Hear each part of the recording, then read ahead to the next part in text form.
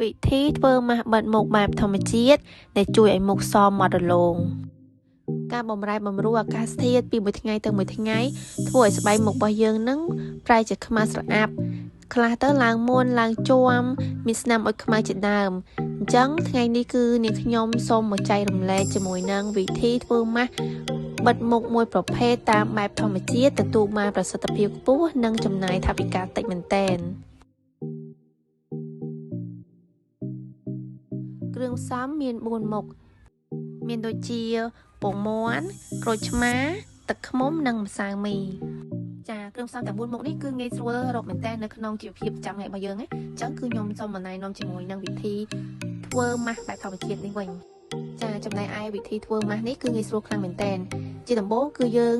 យកពងមាន់មួយគ្រាប់គូដាក់ទៅក្នុងចានហើយលាយជាមួយនឹងទឹកឃ្មុំប្រហែល1ស្លាបព្រាតូចបន្ទាប់មកច្របាច់ក្រូចឆ្មាប្រហែលកន្លះគ្រាប់ចូលទៅនិងបន្ថែមជាមួយនឹងម្សៅមីបន្តិចរួចកូរគ្រឿងផ្សំទាំងនោះបញ្ចូលគ្នាឲ្យសព្វរហូតដល់សាច់ល្មួតឡើងខាប់ចាមុននឹងយើងយកម៉ាស់នេះទៅបិទនៅលើមុខគឺយើងត្រូវសម្អាតមុខឲ្យស្អាតសិនជាមួយនឹងហ្វូមដែលបងប្អូនប្រើជាប្រចាំថ្ងៃរួចធ្វើការបិទនៅលើមុខមុនពេលចូលគេងទុករយៈពេល1យប់លុះដល់ព្រឹកឡើងទើបលាងមុខចេញយើងព្យាយាមអនុវត្តបែបនេះវានឹងអាចការពារស្បែកមុខយើងពីពន្លឺព្រះអាទិត្យបានយ៉ាងល្អនិងកាត់បន្ថយស្នាមមុនជាំអុចខ្មៅបានយ៉ាងមានប្រសិទ្ធភាព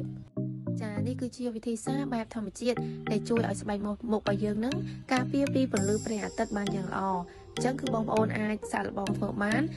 ខ្ញុំធានាថានឹងទទួលបានលទ្ធផល